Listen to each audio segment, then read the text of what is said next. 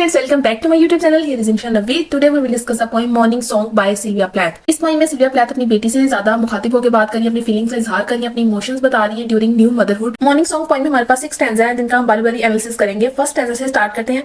Love set you going like a fat gold watch, the midwife slapped your foot soles and your bald cried its place among the elements. Sylvia Plath ने poem का start जो है वो word love से किया है। Love मतलब parents की लव से जो है उनके बच्चे जो है वो वजूद में आते हैं। मोहब्बत एक ऐसी चीज है जो किसी की जिंदगी को हरकत में लाती है। Like a fat gold watch, उन्होंने यहाँ पे सिमिली का यूज किया, लाइक का वर्ड यूज किया, फैट यानी मोटी, ठीक है, उनकी अपनी बेटी का कंपैरिजन किया मोटी, गोल्ड सोने की वॉच, ऐसे घड़ी, ऐसे वक्त की तरह, मतलब तुम्हारा एक वक्त स्टार्ट हो गया इस दुनिया में। The midwife slapped your foot stoles, midwife जिसे हम दाई, आया या नर्स कह देते हैं, ठीक है, उसने तुम्हारे जो थपकी दी पाँव पर। And your bald cry took its place among the elements, different elements है वर्ल्ड में, जैसे वाटर, एयर, ठीक है, फायर, इतने मतलब इतनी सारी वॉइसेस जो है वो हमारी आवाजें जो है वो सारे ये वर्ल्ड के एलिमेंट्स हैं, ठीक है। इनमें एक नया एलिमेंट जो आया वो तुम्हारी आवाज का, तुम्हारी रोने की आवाज, जो फर्स्ट टाइम तुम रोई हो, जब नर्स ने तुम्हारे पाँव पे थपकी दी है तो तुम्हारे रोने की आवाज भी उन तमाम एलिमेंट्स में शामिल हो गई है जो इस वर्ल्ड में पहले से मौजूद थे, उनमें एक अब तुम्हारी आवाज भी है। इसकी एक्सप्लेनेशन देखें। Love set you going like a fat gold watch, in this line Sylvia Plath uses a simile to describe the powerful force of love that brought you into existence. Love की power से उनकी अपनी बेटी से कह रही है कि तुम वजूद में आई हो। The comparison to a fat gold watch suggest that love played a significant role in starting your journey in life, कि तुम्हारी जर्नी जो है, तुम्हारी लाइफ के स्टार्ट होने में लव का एक इंपॉर्टेंट रोल है। Just like a watch that sets things in motion, जैसे घड़ी जो है वो चीजों को मोशन में हरकत में लाती है, उसकी जो सुइयां होती है वो। It's a beautiful way to convey the idea of love as a catalyst for life's beginning. As for the second line, it vividly describe the moments of your birth, the midwife actions of slapping your foot soles in a traditional practice to stimulate a baby's first breath. ये एक traditional practice है कि जब कोई बच्चा पैदा होता है उसे थपकी देकर रुलाया जाता है। योर क्राई थो bald is significant because it marks your arrival and become a part of the world around you.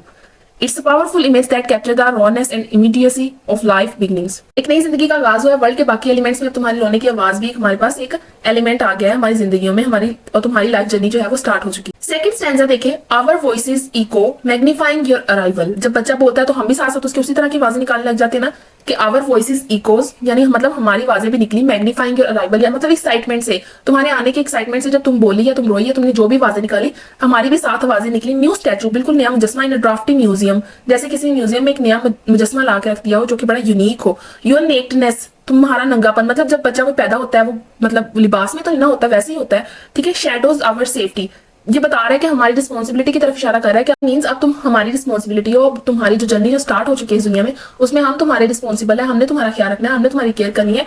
इसमें वो सेकंड ये भी कह सकते हैं कि तुम जो हो वो हमारी नस्ल हो, तुमने हमारी नस्ल को आगे बढ़ाना है। We stand round blankly as walls, we stand roundly मतलब हम ऐसे तुम्हारे इर्द गिर्द खड़े हैं जैसे कोई एक सेफ्टी की दीवारें हैं, ठीक है। तुम्हारे लव वंस जो है वो तुम्हारे इर्द गिर्द ऐसे हैं कि तुम्हारी जर्नी में, लाइफ जर्नी में जितनी भी प्रॉब्लम्स आएंगी वो पहले उनसे लड़ेंगे, तुम तक आने से पहले वो उनसे लड़ेंगे। तुम्हारे जो उसके मतलब grandfather, grandmother, uncle, aunt, mother, father, ये उसकी जो रिलेशन है ना, उसके लव वन जो उसके पैदा होने पर उसके इर्द गिर्द खड़े यहाँ पे सिल्विया प्लैथ उनके बारे में बात कर रही है। एक्सप्लेनेशन देखिए। Our voices echo magnifying your arrival, new statue, this line beautifully captures the sense of awe and wonder that surrounds the birth of a child.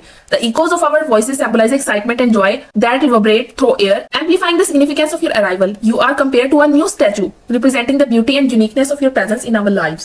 कि अब तुम्हारी मौजूदगी जो है वो कैसी है, जैसे किसी म्यूजियम में एक न्यू स्टैचू, वो सब उस नए मुजस्मे को देखने के लिए आते हैं एज अ न्यू किड, हमारे न्यू मेंबर जो हमारी जिंदगी में शामिल हुई हो, तो तुम्हारी प्रेजेंस यूनिक है। In a drafty museum your nakedness shadow our safety, तुम्हारा जो नंगापन मतलब जैसे तुम पैदा हुई हो बगैर लिबास के, अब हमारी तुम रिस्पॉन्सिबिलिटी हो, तुम्हारी सेफ्टी हमारी रिस्पॉन्सिबिलिटी है। We stand round blankly as walls, here Sylvia Plath used vivid imagery to convey a mix of emotions. The drafty museum symbolize the world and your nakedness represent vulnerability. Your presence casts us a shadow over our senses of safety, reminding us of the responsibility and protectiveness that come with caring for a newborn. The line we stand round blankly as well suggests that we are caretakers, are both amazed and unsure of how to navigate this new chapter of our lives. It's a powerful depiction of the complex emotions and accompany the arrival of a child. Third stanza हमारे पास है। I am no more your mother than the cloud that distills a mirror to reflect its own slow effacement at the wind's hand. इसमें वो कह रहे हैं कि अब मैं तुम्हारी माँ नहीं हूँ, सिल्विया प्लैथ कह रही है, क्योंकि जब तक तुम मेरे अंदर मौजूद थी, मेरी बॉडी में थी, मेरे वजूद का, मेरे जिस्म का पार्ट थी, तब तक मुझसे तुम्हारी ग्रोथ हो रही थी, ठीक है, मेरे अंदर तुम जन्म ले रही थी, तब मैं तुम्हारी मदर थी। लेकिन अब जो है तुम्हारी एग्जिस्टेंस जो है वो तुम मुझसे एक अलहदा हो चुकी हो, एक अलहदा पार्ट हो तुम, अब मेरी बॉडी का पार्ट नहीं हो। Then the cloud that distils, एक ऐसे बादल की तरह मैं हूँ जो पहले बारिश बरसाता है, बारिश बरसा के जब नीचे जमीन में पानी खड़ा हो जाता है तो वो एक मिरर की तरह हमें दोबारा उस पानी में दोबारा क्लाउड नजर आते हैं। जो वो क्लाउड जो हवा के जोर से आसमान में कभी इधर से उधर जा रहे होते हैं, कभी इधर से उधर। और कहती है मैं भी अब उस क्लाउड की तरह हूँ जो तुम्हारी जिंदगी में हूँ, जैसे वो हवा बादलों को ले जाती है अपने साथ, इसी तरह एक दिन मैं भी तुम्हारी जिंदगी से चली जाऊंगी।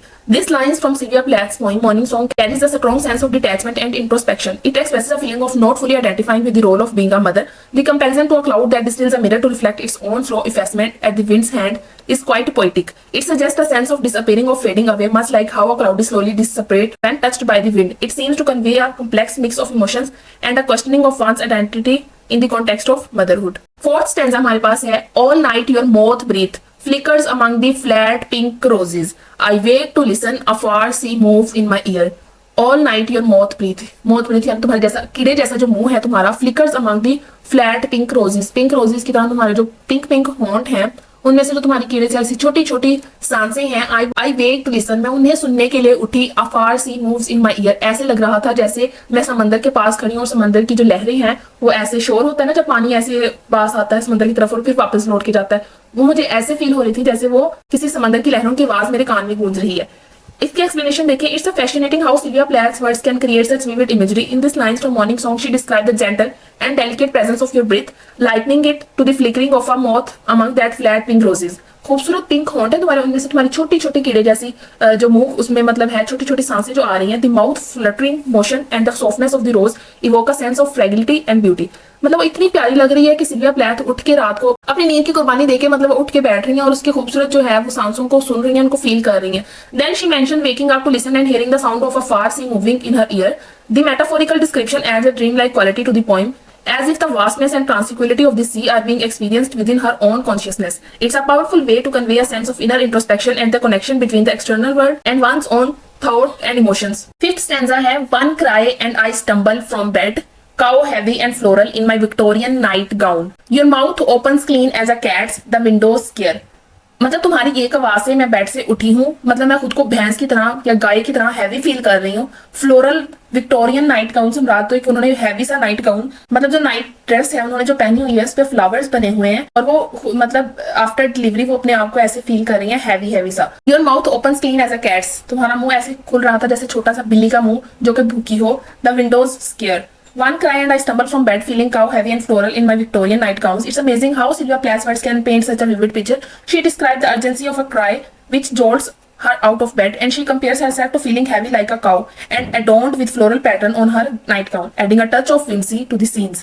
Then she mentions the clean opening of your mouth, comparing it to that of a cat. The imagery conveys a sense of purity and innocence. Finally, she references the window scare, which leaves room from interpretation.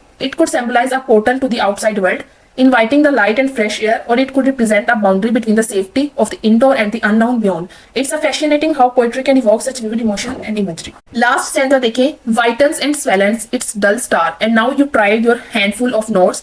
The clear vowels rise like a balloons. यानी जब सुबह होती है तो सितारे जो होते हैं वो मध्यम होने लग जाते हैं, हल्की हल्की रोशनी होने लग जाती है। जो फजर का वक्त होता है उस टाइम मतलब जो वो है उसकी बेटी वो रोने की आवाज निकाल रही है। योर हैंडफुल ऑफ नोट्स यानी मतलब उसके मुंह से जब बच्चा रोता है मतलब वो की आवाज जो उसके मुंह से आती है वो वाउल्स की साउंड जो है वो ऐसे जब मतलब बच्चा रोता है उसके मुंह से ना मतलब वो बबल्स बनते हैं, ठीक है, बबल्स बन के निकल रहे हैं, वो रो रही है, ठीक है। इसकी एक्सप्लेनेशन देखें। Now you try your handful of notes, the clear vowels risk like balloons. तुम जो रो रही हो तुम्हारे मुंह से जो बबल्स बन रहे हैं वो ऐसे जैसे हवा में गुब्बारे उड़ रहे हो।